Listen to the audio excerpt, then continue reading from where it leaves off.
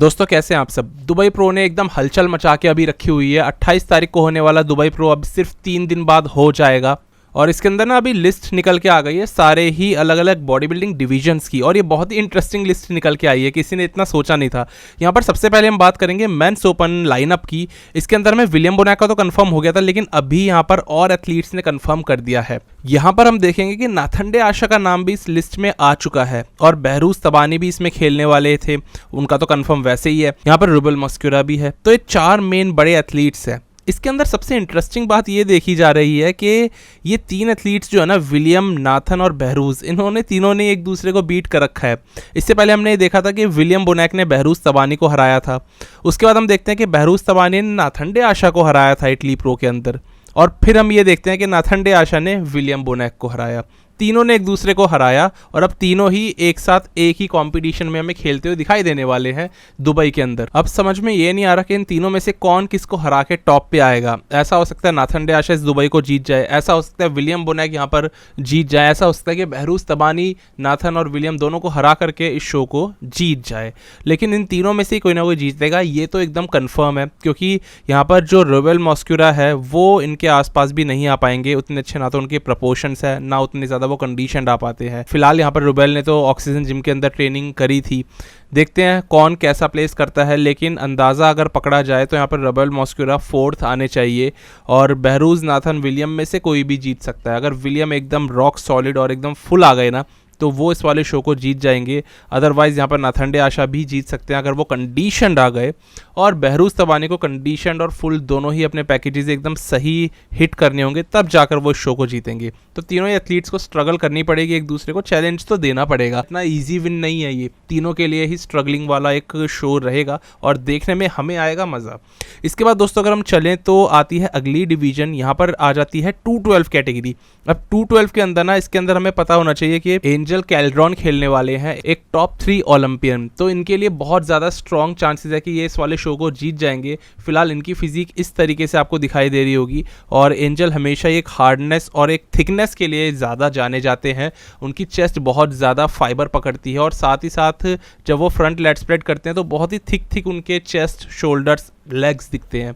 यहाँ पर एंजल कैल्ड्रॉन को हराने वाले भी बहुत सारे यहाँ पर एथलीट्स हो सकते हैं, लेकिन 212 बिल्कुल एक ऐसी कैटेगरी है जहाँ पर कोई भी उठ के एकदम से ऊपर आ जाता है और जिसके ज़्यादा बेटर प्रपोर्शंस होते हैं वो इस वाले शो को जीत जाता है। एंजल से ज़्यादा अच्छे प्रपोर्शंस वाले भी यहाँ पर बहुत सारे एथलीट्स हो सकते हैं और इसीलिए हमें पता नहीं है कि कौन कैसा आएगा। फिलहाल यहाँ पर अगर हम देखें तो निहात काया भी खेलने वाले हैं, ये भी एक स्ट्रॉन्ग कंपेटिटर है। इनका और एंजल का यहाँ पर कंपैरिजन हो सकता है। बाकी अगर आप देखो ना ध्यान से तो अभी की ये फिजिक निहात की बहुत ही क्रेजी लग रही है, बहुत ही राउंड और स्मॉल वेस्ट वाली दिख रही है, और वहीं पर ही आपको एंजल वैसे ही दिख रहे हैं जैसे स्टेज पे दिखते हैं। पर मेन बात ये होगी कि निहात जितने इंप्रेसिव अभी दिख रहे हैं, क्या स्टेज पर भी ऐसे ही दिखेंगे? क्योंकि एक जो ओलंपियन होता है ना, पुराना एथलीट, वो हमेशा कंसिस्टेंट परफॉर्मेंस निकाल के देता है, जैसे कि एंजल कैल्ड्रॉन। पर निहात जैसे इंस्टा पे दिख रहे हैं वैसे स्टेज पे दिखे, इस चीज़ की श्योरिटी उतनी नहीं है जितना हम श्योरिटी एंजल के लिए दे सकते हैं। बाकी तो दोनों ही एथलीट्स सही लग रहे हैं, तगड़े लग रहे हैं। तो लिस्ट बहुत बड़ी है। 212 में आमतौर पे इतने एथलीट्स तो ओलंपिया में नहीं खेलते जितने कि इस दुबई प्रो में खेलने के लिए आ रहे हैं। और क्यों ना हो, यहाँ पर दुबई है ये, यहाँ पर बहुत सारे 212 एथलीट्स होते हैं, और अगर कुवैत में कोई ये शो हो रहा होता तो वहाँ पे भी 212 एथलीट्स काफ़ी ज़्यादा खेल रहे होते। यहाँ पर कुछ ज़्यादा ही संख्या रहती है 212 कैटेगरी के एथलीट्स की और मेंस ओपन बॉडी बिल्डर्स की भी। इनके बाद अगर हम चलते हैं, क्लासिक फिजिक डिवीजन आ जाती है, और क्लासिक में तो हद मार के एथलीट्स हैं। 30 एथलीट्स इसके अंदर कंपीट करने वाले हैं, पर सबसे ज़्यादा जो तगड़े एथलीट इसमें आते हैं वो है एक बहुत ही famous 2 time classic physique champ Breon Ansley. Breon Ansley का नाम इसमें इतना ऊपर आ जाता है कि ये पहले ही एक कंफर्म हो जाता है कि बहुत स्ट्रॉन्ग चांसेस हैं वो इस वाले शो को जीत जाएंगे। लेकिन बात ये आती है कि ब्रेऑन एंसले जिस तरह हमेशा प्रेप के दौरान लगते हैं किसी भी शो से पहले, इस बार आप अगर ध्यान से देखो तो इनकी ये सारी फुटेजेस, ये सारी क्लिप्स आती हैं निकल के, इसमें हमें पता लगेगा कि ब्रेऑन उतने ज़्यादा हार्ड और रिब्ड नहीं दिख रहे जैसे कि आम तौर पे किसी भी शो से पहले दिखते हैं उसकी प्रिपरेशन करते वक्त। यहाँ पर ब्रेऑन आपको ओकेश लगेंगे, डेफिनेटली यहाँ पर इनके पास में मास है और कंडीशनिंग पकड़ रही है बॉडी, लेकिन ब्रेऑन एकदम अब तक ना हार्ड पत्थर जैसे हो जाते हैं। वो समय अब चल रहा है, लेकिन ब्रेयन वैसे नहीं दिख रहे हैं। लेकिन हाँ, ये बात से भी हम मुंह नहीं फेर सकते कि ब्रेयन एंसले हमेशा लगता है कि टाइम से पीछे चल रहे हैं, तैयार नहीं हो पाएंगे, लेकिन जैसे ही शो होता है ना, स्टेज रेडी कैसे होकर के आना है इस एथलीट को अच्छे से पता है। मतलब मास्टरी कर रखी है इन्होंने इस चीज में। अभी इस तरीके से दिखाई दे रहे हैं अपने कोच क्रिस कॉर्मियर के साथ ट्रेनिंग करते हुए। इस बार इन्होंने पूरी preppy oxygen gym Abu Dhabi के अंदर करी है, और रिबल मस्कुरा के साथ भी ये कई बार दिखाई दिया। मतलब साथ साथ ही ये दोनों ट्रेनिंग कर रहे थे, क्योंकि नॉर्मली ये यूएस के अंदर ट्रेन करते हैं, वहां पर भी क्रिस होते हैं इनके साथ में, क्रिस कॉर्मियर। लेकिन इस बार क्या ऐसा इनको लग रहा था कि अबू धाबी आ गए और यहाँ के ऑक्सीजन जिम में इन्होंने प्रेप करी। मैं आपको याद दिला दूं दोस्तों, इसी साल ब्रेयन ने खेला था आर्नोल्ड क्लासिक ओहायो, उसके बाद आर्नोल्ड यूके, और दोनों में बहुत बढ़िया परफॉर्मेंस निकाल करके दी। और अब ये कुछ ही महीनों बाद, यानी 4 महीने बाद इस दुबई प्रो में खेलने वाले हैं। तो पॉसिबल ये हो सकता है कि ब्रेयन को यहाँ पर बुलाया जा रहा हो, पूरा यहाँ पर आने के लिए कहा जा रहा हो, क्योंकि ये ऑलरेडी ओलंपिया के लिए क्वालिफाइड हैं। क्यों ये खेलेंगे इस शो के अंदर ये, लेकिन हमें पता है कि दुबई प्रो की बहुत ही अच्छी एक प्राइज मनी दी जा रही है सारे ही डिविजन्स में। ब्रेयन एंसले को बुलाना शायद हो सकता है कि एक इन्वाइट बेसिस पे रहा हो। जो भी बात है, ब्रेयन एंसले अब तक हमें उम्मीद है कि तैयार हो चुके होंगे, क्योंकि दुबई प्रो 3 दिन बाद हो रहा है, तो अब बिल्कुल ये अपने पीक वीक के लास्ट के प्रोटोकॉल्स में चल रहे होंगे। अब इनकी वेइंग हो जाएगी और फिर बहुत जल्दी कार्ब लोड करके स्टेज पे हमें दिखेंगे। पीक तो मिस नहीं करने वाले। ब्रेयन भले कैसे भी प्रेप करते हैं, लेकिन एट द एंड सब ठीक कर लेते हैं और एकदम बेस्ट ही अपना वर्जन, एकदम रिप्ड फुल वर्जन अपना स्टेज पे दिखाई देते हैं। इस बार भी हमें कुछ ऐसे ही देखने की उम्मीद है। इनके बाद अगर हम चलते हैं दोस्तों, आ जाती है हमारी सबसे फेमस, पॉपुलर और ध्यान देने वाली डिवीजन, जो है मेंस फिजिक। अब मेंस फिजिक में ना हमारे कंफर्म्ड 5 इंडियन एथलीट्स खेलने आने वाले हैं, जिनमें सबसे पहला नाम आता है अनीक घोष का, उसके बाद राजकुमार पासवान, फिर जीजो जॉन, उसके बाद रवि चौधरी का नाम भी अभी ऐड हुआ, और लोविश वाही का भी नाम एडिड है। तो यहाँ पर तो हमें बहुत कुछ मसाला देखने के लिए मिलने वाला है, ओवर द टॉप। इसके भी ऊपर आते हैं एरिन बैंक्स, जो सबसे ऊपर हैं सब एथलीट्स में। हो सकता है पॉसिबली इनको भी यहाँ पर इनवाइट बेसिस पे और पैसे देकर के ही बुलाया गया हो, क्योंकि एरिन ने लास्ट ईयर का लेजेंड स्पोर्ट्स पैसे लेकर के ही कम्पीट वहाँ पर किया था। इन्होंने खुद बोला था मुझे $60,000 मिले थे, भले मैं शो हारता या जीतता। तो हो सकता है दुबई में भी इनको प्रमोटर्स ने इस तरीके से बुलाया हो। अब एरिन यहाँ पर रहेंगे एक ऐसे फेस जो इस पूरे ही डिवीजन को ऊपर उठा करके ले जाएंगे, और यहाँ पर सब लोगों की निगाहें तो इन पे रहेगी। लेकिन हमारे जो इंडियन मेंस फिजिक एथलीट्स हैं ना, वो ज़रूर से चाहेंगे इनके साथ में फर्स्ट कॉल आउट में आना और स्टेज शेयर करना। फिलहाल बहुत ही इंटरेस्टिंग ये पूरा लाइनअप आप देख सकते हो, और इसके बाद में दुबई प्रो में पूरा बस ऐसा है कि एक के बाद एक डिविजन्स इंटरेस्टिंग और एक्साइटिंग रहने वाली है। इंडियन एथलीट्स इसमें इतने सारे आ रहे हैं। कुछ अपडेट्स हैं, जैसे कि राहुल फिटनेस का एक अपडेट आ जाता है कि उन्होंने अपनी स्टोरी पर ये बैक की फोटो लगाई, और उसके बाद उन्होंने फ्रंट बॉडी की भी अपनी फोटो लगाई। अब ये नहीं पता ये बिल्कुल रीसेंट फोटो है या स्टोरी पे उन्होंने कोई पुरानी फोटो लगाई थी, लेकिन जैसी भी है ये फोटो बहुत ज़्यादा सही लग रही है। काफ़ी मस्क्यूलर ये दिखाई दे रहे हैं स्टेज पे, बस श्रेडेड कितना आएंगे वो अब हमें देखना है। साइज तो इतना ज़्यादा इनमें लगते ही नहीं, मेंस फिजिक एथलीट है ये। बहुत ही ज़्यादा ज़बरदस्त राउंड मसल बेलीज इनकी है। देखते हैं पोजिंग कैसी करेंगे इस बार दुबई के अंदर।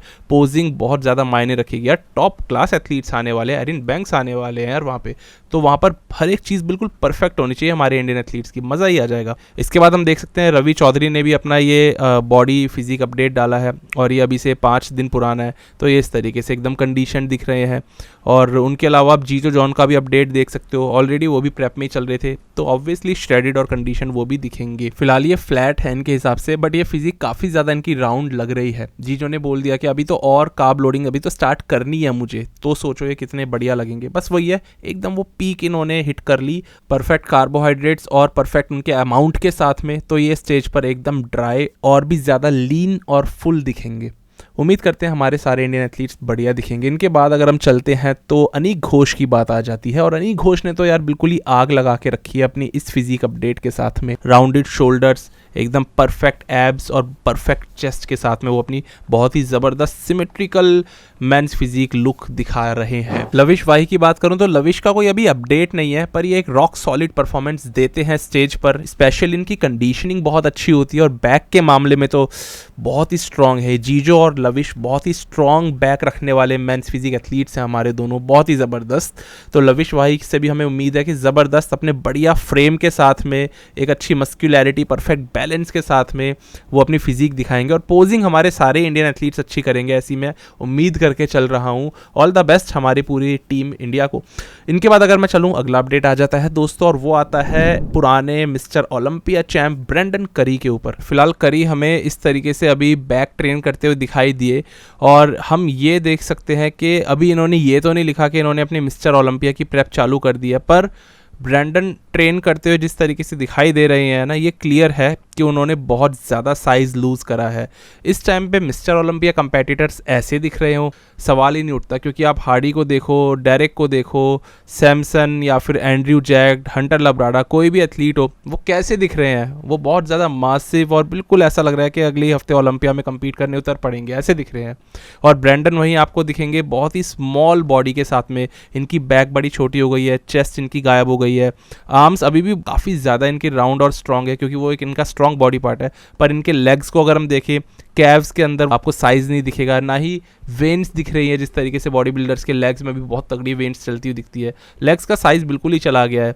तो अब सही में ऐसा लग रहा है कि इन्होंने अभी तक भी अपने ओलंपिया की प्रेप स्टार्ट नहीं करी, जैसे कि इनके फॉर्मर कोच अब्दुल्ला ने बोला था कि अभी तक भी इन्होंने प्रेप स्टार्ट नहीं करी है। तो ये बहुत स्ट्रॉन्ग चांसेस है कि इस साल ब्रेंडन करी ओलंपिया स्किप कर दें, और पता नहीं क्या चल रहा है इनके साथ में, पर ये चुप हैं और लोग भी इनकी इस चुप्पी से थोड़ा बहुत अब सवाल करने लग गए और ये पूछ रहे हैं आप जवाब दो, आप कम्पीट करोगे कि नहीं, या फिर आप क्या अभी लेकर के अपनी एक स्ट्रेटजी चल रहे हो, क्योंकि कुछ समझ में नहीं आ रहा है। बहुत सारे लोग कह रहे हैं आप अच्छे दिख रहे हो, हेल्दी दिख रहे हो, स्ट्रांग दिख रहे हो, वहीं कुछ लोग ये पूछ रहे हैं कि अभी आपको कोच कौन कर रहा है। तो हाँ, लोगों के काफ़ी सारे सवाल हैं और ब्रेंडन करी अभी किसी भी चीज़ का जवाब देते हुए नज़र नहीं आ रहे, बस इसी ट्रेनिंग वीडियो में हमें नज़र आ रहे हैं छोटे स्मॉल अपने वर्जन के अंदर। तो अभी के लिए दोस्तों मैं इस वाली वीडियो को यहीं पर ही एंड करता हूँ। मेनली आज की वीडियो दुबई प्रो के अपडेट्स पर ही ज़्यादा फोकस्ड थी, और हाँ, जहाँ तक बात रही हार्डी वर्सेस डेरेक और सैमसन के कंपैरिजन पे, तो वो वीडियो ना मैं दुबई प्रो के बाद बनाऊंगा, क्योंकि अभी दुबई के लगातार अपडेट्स आने वाले हैं और ये शो बिल्कुल होने को ही तैयार बैठा है, तो उसको पहले कवर कर लेते हैं। अगला महीना जैसे स्टार्ट होगा फर्स्ट वीडियो वही आ जाएगी। चलो आज के लिए इस वीडियो में इतना ही दोस्तों, हम मिलते हैं एक नई वीडियो में एक नए टॉपिक के साथ। तब तक के लिए स्टे ट्यून्ड, गुड बाय, शुक्रिया।